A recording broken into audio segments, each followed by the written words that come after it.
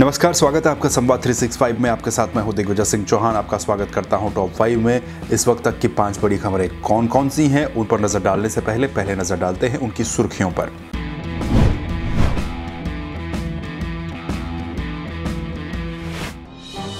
रामदेव विवाद को लेकर देश भर में डॉक्टरों ने मनाया काला दिवस। देहरादून में भी डॉक्टरों ने काला फीता बांधकर जताया विरोध।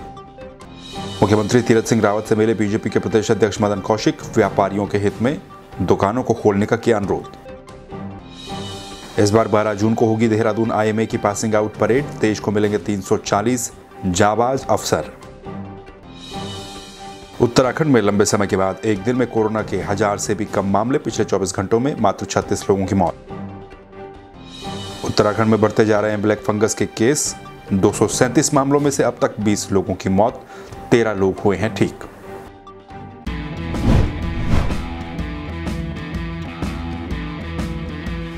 तो चलिए सबसे पहले इस बुलेटिन में बात करेंगे बाबा रामदेव और डॉक्टरों के बीच चल रहे विवाद की। बाबा रामदेव और एलोपैथी डॉक्टरों के बीच चल रहे विवाद के बीच 1 तारीख को यानी कि 1 जून को देश भर में डॉक्टरों ने काला दिवस मनाया। इस काले दिवस के रूप में सभी डॉक्टरों ने बाबा रामदेव का विरोध किया और ये कहा कि बाबा रामदेव पर ऐसे मामलों में सख्त कार्रवाई होनी चाहिए।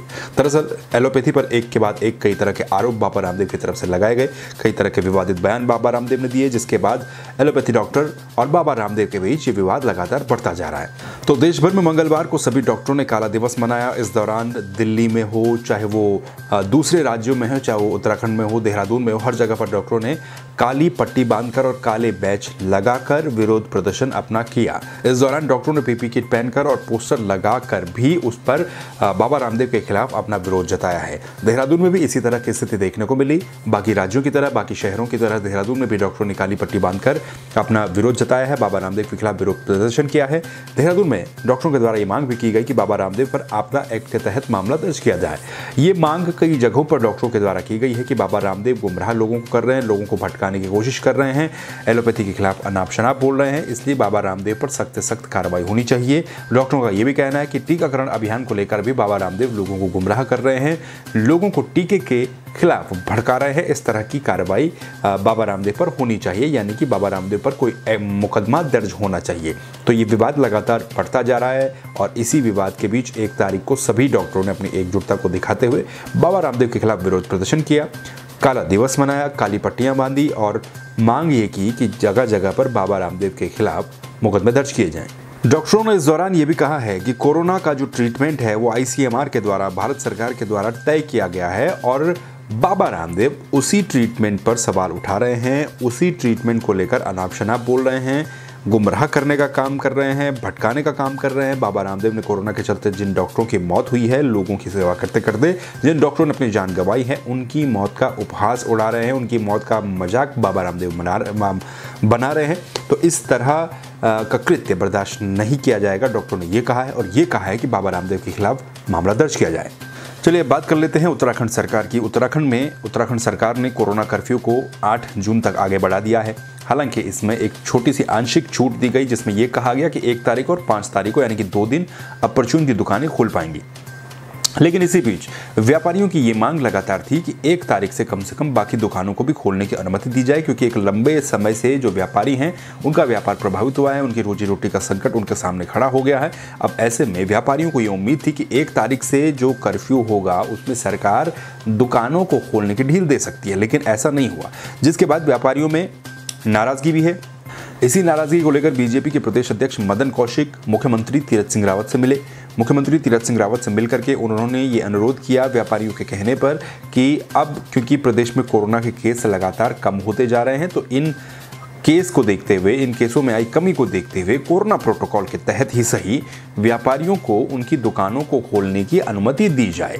ये अनुरोध किया गया है बीजेपी के प्रदेश अध्यक्ष मदन कौशिक की तरफ से मुख्यमंत्री से मिलकर के मुख्यमंत्री को ये बात कही गई। व्यापारियों ने बीजेपी नेताओं को ये कहा है कि वो सरकार पर दबाव बनाए, किसी तरह से उनकी दुकानों को खोलने की अनुमति दी जाए ताकि जो नुकसान उन्हें उठाना पड़ रहा है उस नुकसान को कम से कम किया जाए। तो मंगलवार देर शाम को मुख्यमंत्री से मुलाकात की है बीजेपी के प्रदेश अध्यक्ष मदन कौशिक ने। साथ ही कुछ व्यापारी नेता भी बताए जा रहे हैं कि उनके साथ मौजूद थे और इसको लेकर चर्चा की गई। ये भी कहा गया कि संक्रमण में कुछ कमी आई है, इसको देखते हुए बाजारों को खोलने पर विचार किया जाए। और मदन कौशिक ने यह भी बताया है कि सरकार इस पर जल्द ही कोई फैसला भी ले सकती है, क्योंकि प्रदेश में कोरोना के मामले कम हो रहे हैं। और पहले सरकार ने क्योंकि ये कहा था कि जब प्रदेश में ट्रिपल डिजिट में कोरोना के केस आ जाएंगे तो उसके बाद कुछ सोचा जाएगा। पिछले 24 घंटों में जो मामले आए हैं वो ट्रिपल डिजिट में ही आए हैं, यानी कि 1000 से नीचे केस कम हुए हैं। ऐसे में एक तरफ व्यापारियों का बढ़ता हुआ दबाव, बीजेपी प्रदेश अध्यक्ष का मुख्यमंत्री से मिलना, और दूसरी तरफ जो प्रभावित जो लोग हो रहे हैं इस लॉकडाउन से, मिनी लॉकडाउन से, कर्फ्यू से, उनको ये उम्मीद है कि सरकार जल्द ही उनके लिए कुछ सोचेगी, बाज़ारों को खोला जाएगा, दुकानों को खोला जाएगा, जिससे कि उनकी रोजी रोटी चल सकेगी। अब देखना यह है कि सरकार इस पर कब तक कोई स्टैंड लेती है, कब तक कोई फैसला लेती है। चलिए बात कर लेते हैं भारतीय सैन्य अकादमी यानी कि Indian military academy IMA Dehradun की। IMA देहरादून से इस बार की POP 12 जून को होने वाली है। जानकारी दी गई IMA की तरफ से 12 जून को IMA देहरादून से पासिंग आउट परेड होगी और इस पासिंग आउट परेड में करीब 425 जेंटलमैन कैडेट्स जो हैं वो पास आउट होंगे। इन 425 कैडेट्स में से 340 जो युवा हैं वो भारतीय सेना में शामिल होंगे, यानी कि 340 जाबाज अफसर भारतीय सेना को मिलने जा रहे हैं। जबकि 9 जो मित्र राष्ट्र भारत के हैं उन 9 मित्र राष्ट्रों के 84 कैडेट्स भी यहाँ से पास आउट होंगे और इस तरह से कुल 425 कैडेट पास आउट होंगे।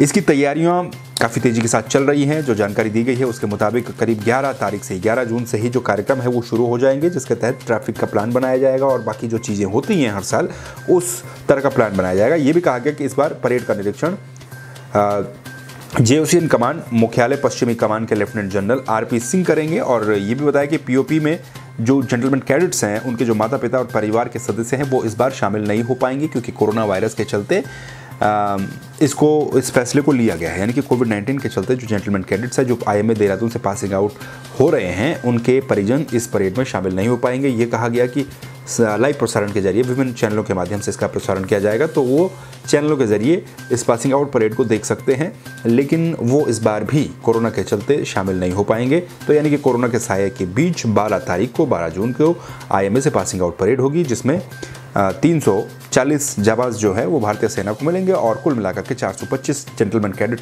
देहरादून IMA से पास आउट होंगे। तो चलिए बात कर लेते हैं कोरोना अपडेट की। प्रदेश में करीब 50 से 52 दिनों के बाद कोरोना के मामलों में एक बहुत बड़ी गिरावट देखने को मिली है। करीब 51-52 दिन के बाद उत्तराखंड में जो कोरोना के नए मामले हैं वो 1000 से नीचे आ पहुंचे हैं।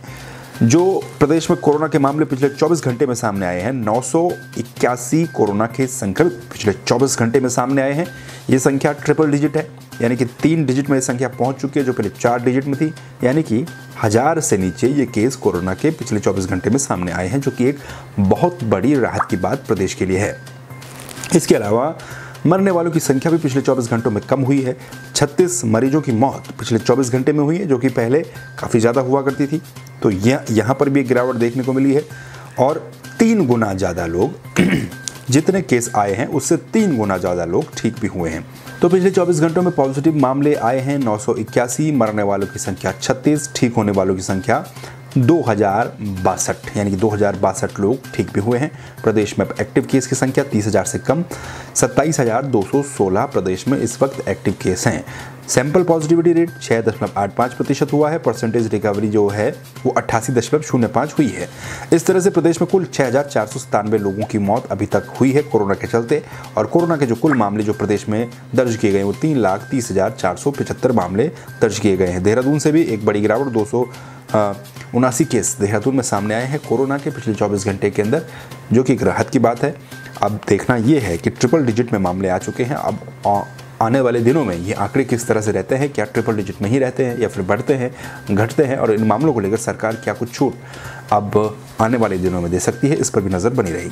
तो चलिए अब आखिरी में बात कर लेते हैं प्रदेश में ब्लैक फंगस के अपडेट की। ब्लैक फंगस के केस प्रदेश में लगातार बढ़ रहे हैं। ब्लैक फंगस से मरने वालों की संख्या भी लगातार बढ़ रही है, जो कि एक चिंता का विषय बनी हुई है। इस वक्त उत्तराखंड में अगर हम बात करें, पूरे उत्तराखंड में 237 ब्लैक फंगस के केस दर्ज किए जा चुके हैं, यानी कि 237 मरीज हैं जो कि ब्लैक फंगस जिनमें पुष्टि हुई है। इन 237 में से करीब 20 लोगों की अभी तक मौत हो चुकी है, यानी कि 20 ब्लैक फंगस के मरीजों की मौत हो चुकी है पूरे प्रदेश में। 13 मरीजों को ठीक किया जा चुका है, 13 मरीज डिस्चार्ज होकर के घर वापस लौट चुके हैं। इसमें भी सबसे ज़्यादा जो मरीज हैं वो एम्स ऋषिकेश में भर्ती हैं, 142 मरीज, जहां पर 8 मरीजों की डेथ हो चुकी है, यानी कि 8 मरीजों की मौत हो चुकी है और मात्र 4 मरीज ही डिस्चार्ज हो पाए हैं एम्स ऋषिकेश में। सुशीला तिवारी अस्पताल में 15 जो ब्लैक फंगस के केस हैं वो दर्ज किए गए हैं। इनमें से 3 लोगों की मौत वहाँ पर भी हुई है।